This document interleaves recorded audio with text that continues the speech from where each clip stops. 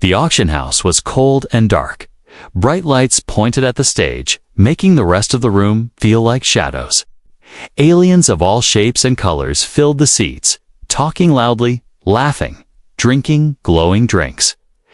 This was not a normal market. This was a place where living beings were sold like tools. A small figure limped onto the stage. She was thin, dirty, and shaking. Her skin was a soft purple, her eyes large and full of fear. Her right leg ended just below the knee, a bandaged stump showing where it had once been. Some aliens in the front row started laughing. Who would buy this broken thing? One said, maybe she can clean the floor with that limp. Another joked. The auctioneer didn't care. He raised his long arms and shouted into the mic. Next item. Female slave, one-legged, unknown species, but young and healthy. She can still work, he said. Starting price, 300 credits. No one raised a hand. They just kept laughing. The girl stared at the floor, not crying, not blinking.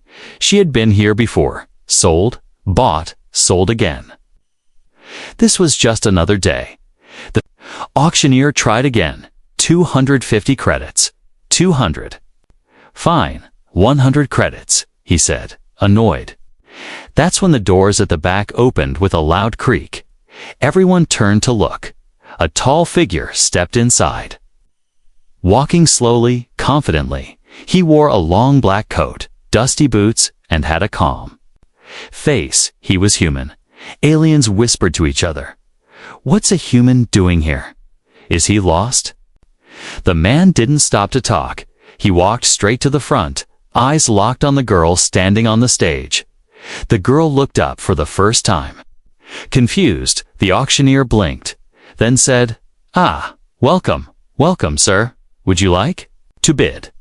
The human didn't speak. He raised his hand slowly, showing a small metal card. Full price, he said.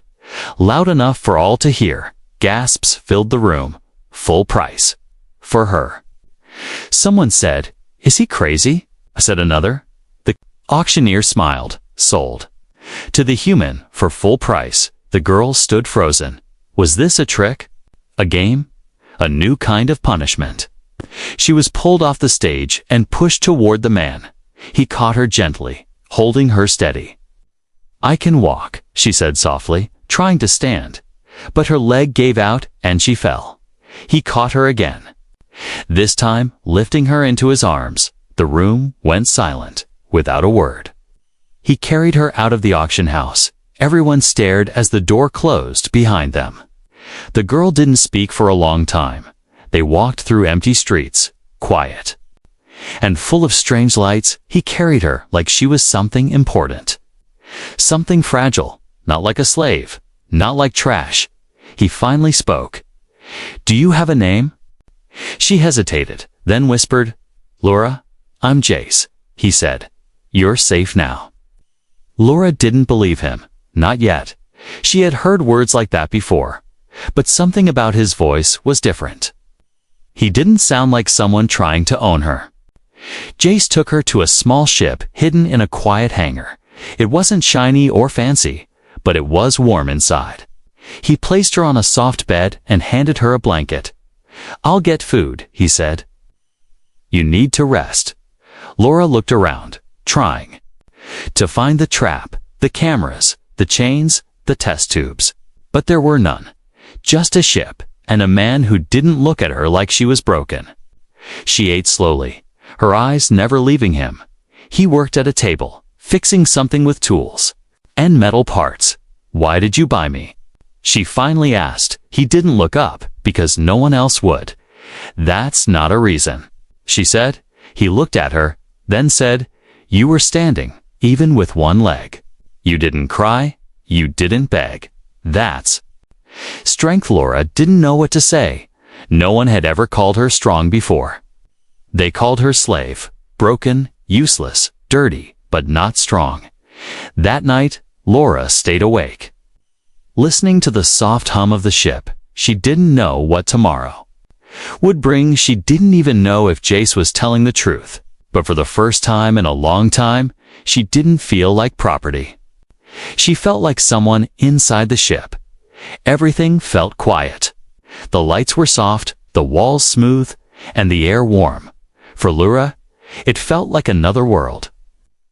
No cold floors, no chains, no shouting, only silence and space. Captain Jace walked around the ship, checking systems and tapping buttons on glowing screens. He moved calmly, like someone who had done this 1,000 times. Lura sat on the bed, holding the blanket tightly. She watched him, still unsure, still waiting for the trick. But there was no trick. He brought her a bowl of warm soup and a cup of clean water. She stared at it, not touching. He sat across from her, not saying anything, just waiting. After a few minutes, she picked up the spoon and began to eat. Slow, careful bites, like the food might disappear if she moved too fast. Jace said nothing. He only nodded once, as if to say good, and returned to his work. Hours passed. Jace didn't ask questions. He didn't touch her or look at her with pity. He treated her like a person that was something Lura had never known. When she finally spoke, her voice was quiet. "You're not like the others, Jace." Looked over, surprised. "Is that bad?" he asked. She shook her head. "It's just strange. No one helps people like me." He leaned back in his chair, arms crossed. "I'm not people," he said. "I'm human." That made her blink. She had heard of humans before. Some called them wild, some called them dangerous. But no one called them kind. Jay stood up and pulled out a small metal box. He opened it, revealing shiny tools, screws, wires, and metal pieces shaped like bones. Lura watched carefully, unsure what he was doing. Then he spoke. "I used to build things, machines, weapons, legs." He paused, then smiled a little. "Mostly legs." Her eyes widened. "You're building me one?" "Not just any leg," he said, holding up a half-finished frame. "This one will be faster, lighter, and stronger than your old one. You'll run again." Lura didn't know how to answer. No one had ever given her anything. And now? A stranger was building her a leg just because he wanted to help. She looked away, whispering, "Why are you doing this?" Jace paused for a moment, then said, "Because someone once helped me when I was lost. Someone showed me kindness, and now it's my turn." Lura looked down at her hands. Her fingers were still bruised from the cuffs she had worn, her mind still full of dark memories. But this felt different. This felt real. The ship jumped into hyperspace, stars stretching like white lines across the windows. Lura stared in wonder. She had never left the planet before. She had always been trapped in cages, behind locked doors. Now she was flying between stars. Jace showed her the rest of the ship, the sleeping quarters, the kitchen, the training room. It wasn't big, but it was clean and safe. There were no cages, no alarms, no guards. That night, Lura lay on the bed, staring at the ceiling. She couldn't sleep. Her mind was too full. What if this was just a dream? What if he changed tomorrow? What if he sold her again? She got up and walked slowly through the hallway. She found Jace in the workroom, still building the leg. He looked tired but focused. "You don't sleep?" she asked, surprising even herself. He smiled. "I sleep when the job's done." She walked closer, watching his hands work.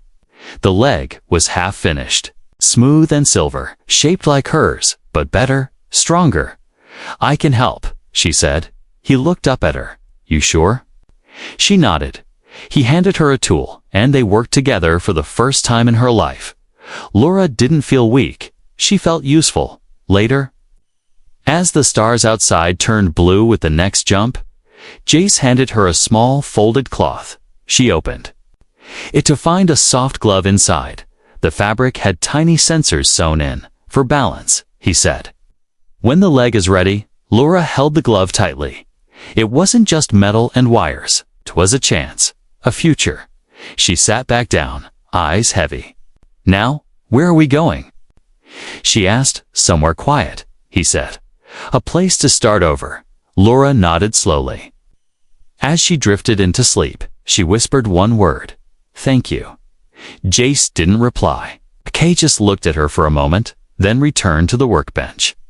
His hands steady, his eyes focused, because he knew this was just the beginning. The ship flew quietly through space, leaving lights behind, like falling stars. Inside, Laura stood slowly on her new leg. It was silver and smooth, light as a feather, but strong as steel. Jace watched from across the room, arms crossed, a small smile on his face. Take your time, he said. Laura took a step, then another. She wobbled, caught her balance, and stood tall. Her face lit up with surprise. For the first time in years, she felt whole. It works, she whispered. Jace nodded. Told you it would. She walked across the room slowly, carefully. Each step felt like victory. Each movement, a small piece of her freedom returning. They spent the next few days flying through empty space. Laura trained with Jace in the ship's small gym. He taught her how to fall and get back up, how to move with speed and balance. Even with her mechanical leg, she learned fast. Faster than he expected, but one night, something changed. Jace sat in the cockpit, staring at a blinking red light on. The screen. Laura walked in and saw the worry on his face. What's wrong? She asked. We're being followed, he said. Someone locked onto our ship's signal 2 systems ago. Her heart dropped from the auction. Maybe, he said, maybe worse. He turned a few knobs and the ship changed course. Stars bent and twisted as they jumped into deep space. Jace hoped it would shake off whoever was behind them, but he wasn't sure. Later, Laura sat in the workroom, holding her old slave collar. It was cracked and dirty, but something inside caught her eye. She pulled the cover open and found a small, hidden data chip. What's this? She whispered. She brought it to Jace. He scanned it with a small device. His face changed, eyes narrowing as strange symbols filled the screen. It's a file, he said, from a research center. He paused, scrolling through the data. It's about you, Laura stared. Me? The screen showed a picture of her as a child. Her name was written in large, bold letters, followed by something shocking, royal bloodline. House of Talvin. Jace leaned back in his chair, surprised. You're not just a random girl, he said. You're the last heir to a lost empire. Laura shook her head. That's not true. I don't remember anything like that. You were taken when you were very young. Jace said. Maybe they wiped your memory. More files appeared, records of attacks on her planet, experiments done on survivors, and a list of bounties placed on anyone from the royal family. They didn't just want to sell you, Jace said. They wanted to erase you. Laura stepped back, shocked. I don't want to be royalty, she whispered. I just want to be free. No, Jace said, but now they'll come harder. Because you're not just a survivor anymore, you're a threat. Suddenly, alarms screamed through the ship. Red lights flashed, and the cockpit screen showed a ship approaching fast. We've got company, Jace said. He rushed to the controls. Laura close behind. A bounty hunter ship, black, fast, and armed, was closing in. Jace swerved the ship, dodging the first laser blast. The 2 vessels danced through space, moving like angry birds in a storm. Laura grabbed a seat and held tight as the ship shook and rocked. Can we fight them? She asked. Not for long, Jace said. We need to hide. He spotted a gas cloud nearby, thick and glowing with static. Hold on, he said, diving straight into it. Lightning crackled around the ship, systems flickering as they pushed deeper. The bounty hunter tried to follow, but was slowed by the storm. Jace turned off all lights, went silent. They drifted through the cloud like ghosts. Minutes passed, slow and tense. Finally, the screen cleared. No ship in sight. There.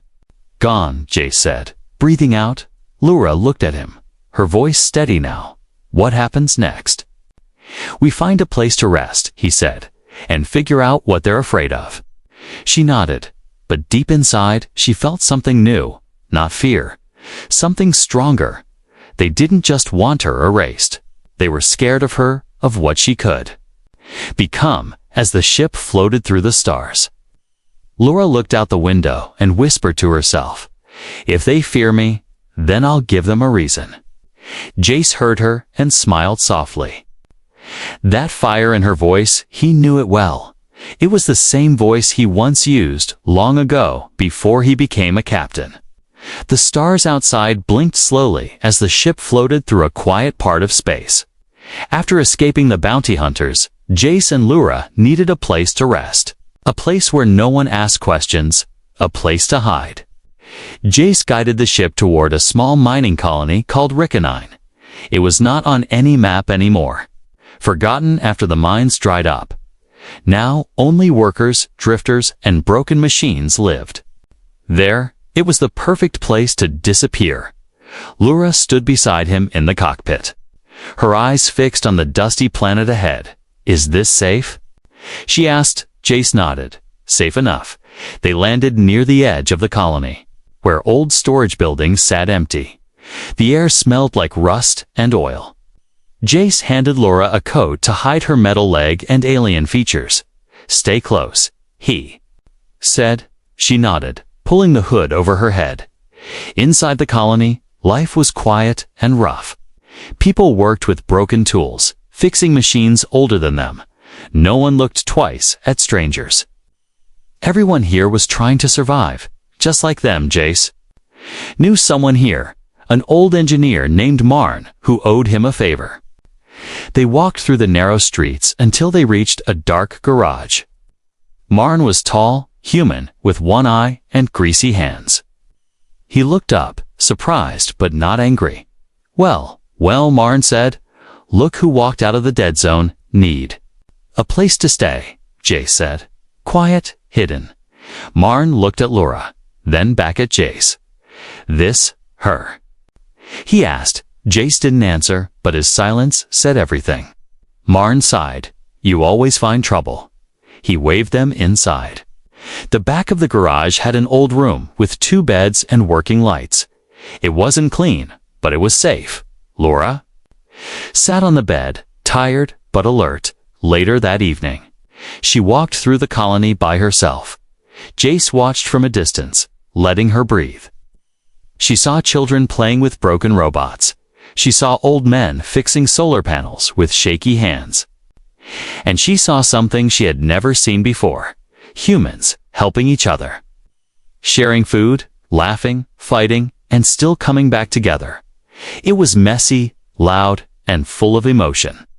She sat on a bench and watched them. A little girl walked up to her, holding a small metal bird. "You're new," the girl said. "What's your name?" Laura hesitated, then said, "Laura." The girl smiled. "I'm Nix." She handed Laura the toy bird. "It flies." Laura took it, touched the wings, and the bird buzzed. It flew a few feet into the air before landing on her hand. Nix clapped.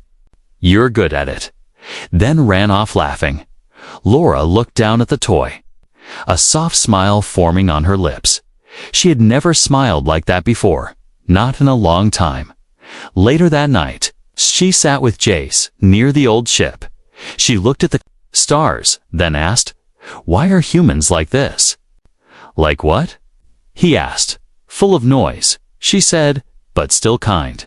Jace leaned back, looking at the sky.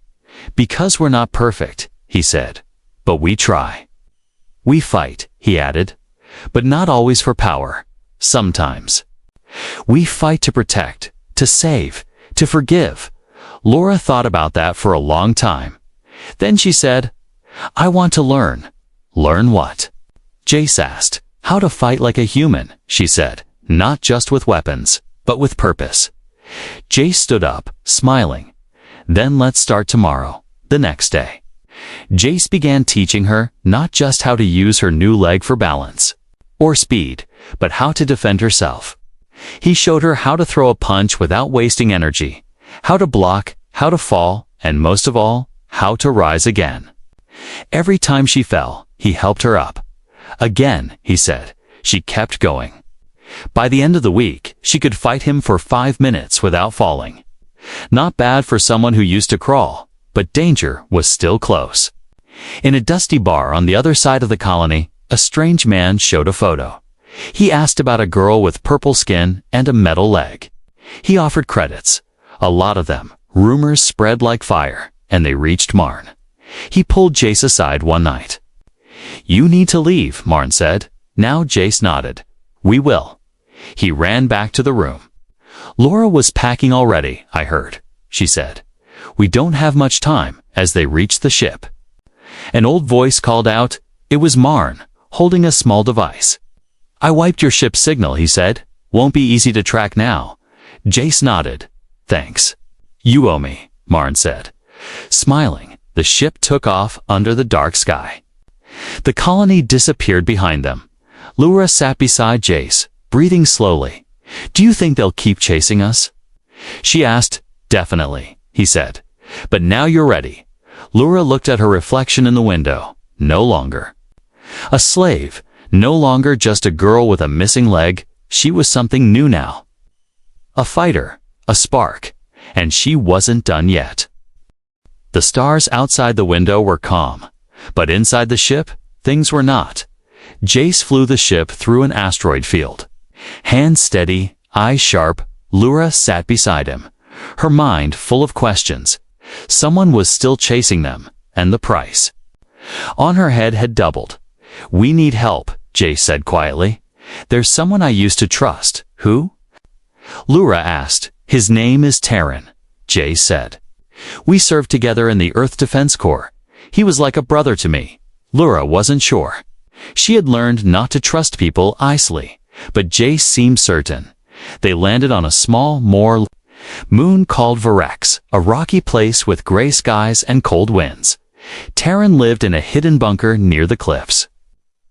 Far from city eyes, as the ship landed, a group of security drones flew close, scanning them. Then a voice crackled through the speaker. "Jace." "It's me," he said. "I need a favor." The doors opened, and a tall man stepped out. Terran had silver hair, a scar over one eye, and heavy armor on his chest. He smiled and hugged Jace. "You're still alive." Terran said. "Didn't think I'd see you again? You always say that." Jace replied with a laugh. Then Terran looked at Laura. His smile faded a little. "She's the one, isn't she?" Jace nodded. Terran said nothing, just turned and waved them inside. The bunker was full of old tech, weapons, and screens showing galaxy news. Laura stayed quiet, her eyes watching everything.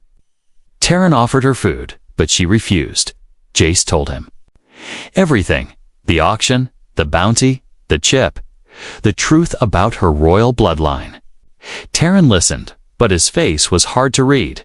Finally, he stood up and said, "You're in deep. We just need fuel and a safe route," Jace said. "Can you help us?" Terran nodded, but his eyes were cold. "You'll have it by morning." That night, Laura couldn't sleep. Something felt wrong.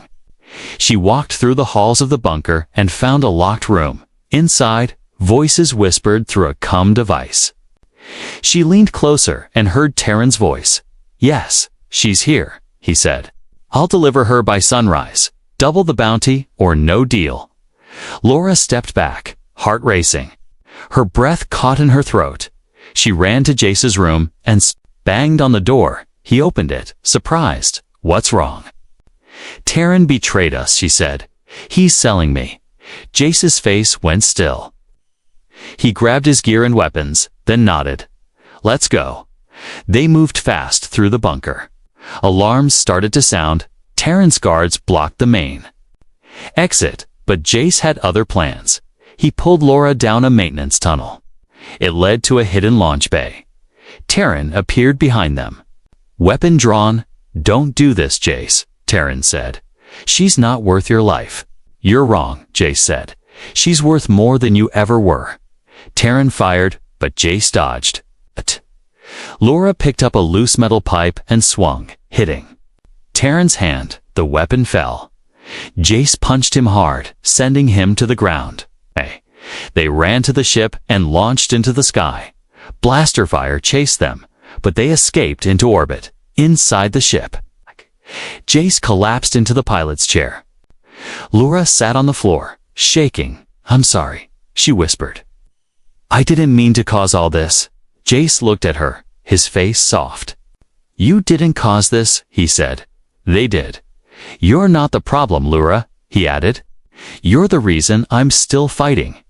She looked up at him. In that moment, her fear changed into something else. Determination. "I want to learn more," she said. "I want to be ready for whatever comes next." Jace nodded. "And I'll teach you everything I know." Later that night, Laura stood in the training room. She practiced the moves Jace had taught her. Faster, sharper, stronger. She thought about the betrayal, the lies, the price on her head, and she made a promise to herself. "I will never be helpless again." In the corner, Jace watched her, a quiet pride in his eyes. She was no longer the scared girl from the auction. She was something more now. A survivor, a warrior, and her story was far from over. The stars outside were quiet, but Laura's heart was not. She sat in her room, looking at the small metal disc they found in her slave collar. That disc had revealed the truth about her past. She was the last royal of a lost alien world. But what did that mean now? Jace entered the room holding a map made of light. "This is it," he said. "Your home planet." Laura stood up slowly, eyes locked on the spinning image. The planet was broken, dark lines across its surface. "What happened to it?" she asked. Jace's face turned serious. "War," he said. "Years ago, they burned your cities, destroyed your temples, but something still calls from there." "Calls?" Laura asked, confused. The ship picked up a signal. Jace explained. "It's very old, coming from deep inside a ruined temple." Laura looked at the map again. Her hands were shaking. "Then I want to go there," she said. "I need to." "Know who I am?" Jace nodded. "We'll go together." The journey took 3 days. They passed empty systems and dead stations. No ships followed them this time. The bounty hunters were quiet, but Jace knew it wouldn't last. Finally, the planet came into view. It was gray and cracked, with burning clouds and broken oceans. Laura stared at it, her heart heavy.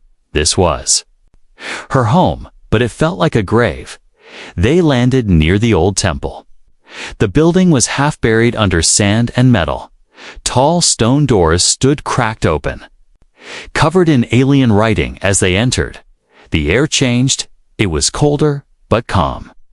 Laura walked slowly, her hand brushing against the old walls. Strange lights blinked in the dark. Jace held a torch, but Laura didn't need it. The closer she got to the center, the brighter the path became. The temple was waking up. They reached a circular chamber. In the middle stood a large machine, part stone, part metal. It had symbols all around it and a platform in the center. "This is it," Jace said. Laura stepped forward. The ground lit up under her feet. She stood on the platform, and a soft hum began to fill the room. The machine scanned her body with blue light. Then it spoke in an ancient voice. Royal blood confirmed. It said, activating memory core. Light filled the chamber, and a hologram appeared, an older woman with eyes like Laura's. "My child," the hologram said, "if you are seeing this, then you are the last." Laura gasped, her hands trembling. The woman spoke again. "They tried to destroy us, but you survived. Inside you is the key to our future." Suddenly, part of the wall opened, revealing armor and a strange weapon. The armor was sleek, fitted for her size. Marked with a royal crest, the weapon looked like a blade, but made of energy and light. Jace helped her suit up. The armor was light, but strong. The blade hummed softly when she touched it. Laura stood tall, her eyes glowing with purpose. I was never just a slave. She said, this was always inside me. But peace didn't last. Jace's communicator beeped. He checked the screen and frowned. They found us, he said. Ah. Fleet coming fast. Laura didn't flinch. She looked at the temple walls. Then at the armor she now wore. Then let them come, she said. Jace smiled. You sound like a queen. They ran back to the ship and prepared for battle.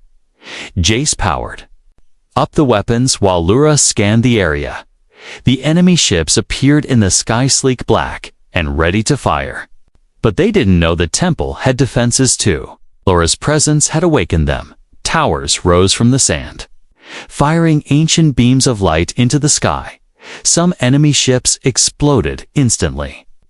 Jace and Laura flew into the air, dodging attacks.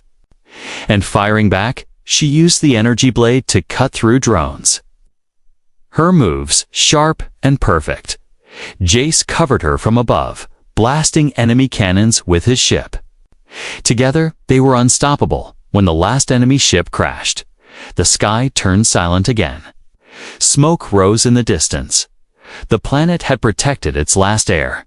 Laura stood on the temple steps, looking at the broken world below. I know what I have to do, she said. I have to bring them back. Who? Jace asked. My people, she said. There might still be more out there. Jace nodded. Then we find them. She looked at him, her voice strong.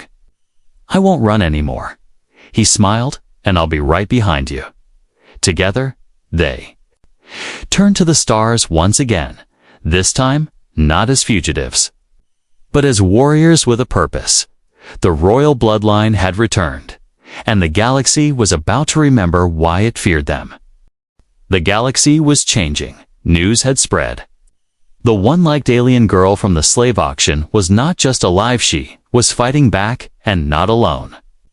Laura and Jace had started something. They visited colony after colony, hiding, searching, and speaking to those who had been silent for too long. They found more of Laura's people, scattered, afraid, and forgotten. But when they saw her, wearing the royal armor, standing tall, they remembered who they were. She wasn't a slave anymore. She was their voice, their flame, their leader. Jace watched it all happen quietly. He trained them, protected them, but never stood in front. He always let Laura lead. One night, on the edge of a moon station, Laura looked up at the stars. We're almost ready, she said. Jace nodded, but they won't give up easily. They meant the Syndicate-tan ancient power that controlled planets from the shadows. They were the ones who destroyed her home, hunted her people, and placed a bounty on her head. Now, they were coming in full force. A spy drone appeared near one of the refugee camps. Then two more, then warships. Laura knew it was time. No more running, no more hiding. We fight here, she said. We make our stand. They chose a desert moon with natural defenses, canyons, caves, and ancient tech buried in the sand. Jace and the other engineers activated the old systems. Laura and the survivors prepared traps, trained fighters, and sent one final message into the galaxy.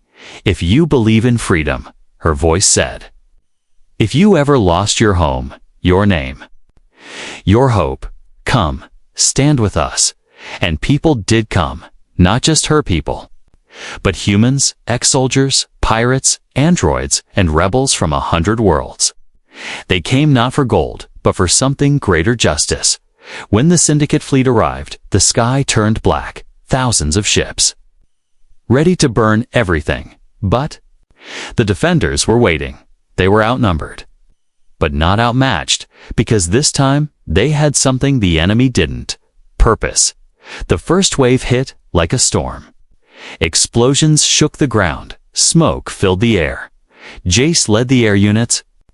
Weaving through enemy fire, Laura led on foot, moving like lightning through the sand. Her energy blade sliced through metal and armor. She was fire and fury. Then the Syndicate dropped their elite soldiers tall. armored giants with red eyes. One of them charged at Laura, laughing. "You're just a girl," it said. "One leg doesn't make a warrior." She didn't speak. She just moved, a perfect spin. A flash of light, and the giant fell. Every fighter who saw her felt stronger. She was no longer a symbol of the past. She was the future. Hours passed. The battlefield was chaos. But the defenders held their ground. They knew if they lost, everything would be gone. Jace's ship was hit, and he crash-landed in the middle of enemy lines. Laura saw it happen and ran to him. Fighting through blasts and smoke, she reached the wreckage. He was alive, bleeding, but still smiling. "I told you I'd stay behind you," he said, coughing. "Not now," she said. Pulling him onto her back, "You're staying beside me." She carried him back to the base as the final enemy wave charged. Then something unexpected happened. The sky turned gold. A new fleet arrived, ships flying old flags of Laura's lost kingdom. Her people had heard the call. From across the stars, they had come. The syndicate ships turned, confused, but it was too late. The tides shifted. Light and fire filled the sky. And the battle ended. Silence, then cheers, then tears. It was over. Laura stood on a tall rock. Looking down at the field, her armor was cracked. Her legs scratched, her body tired, but her eyes were full of strength. "We are not broken," she shouted. "We are not forgotten. We are free." The crowd cheered. Jace stood beside her, holding his side, smiling. "You did it," he said. "No," she replied. "We did it, that night." The stars above the moon felt different, not cold, not far. They felt like home. Laura walked alone to the edge of the camp. She looked up and whispered, "To my family, to my people, I'm still here, and I'll never stop fighting." Behind her, fires burned warmly. Not from war, but from celebration. Laughter echoed in the night. Hope returned to a galaxy that had almost forgotten it. And the one-legged alien girl who was once mocked at an auction became the leader of a new era, forever remembered, forever free.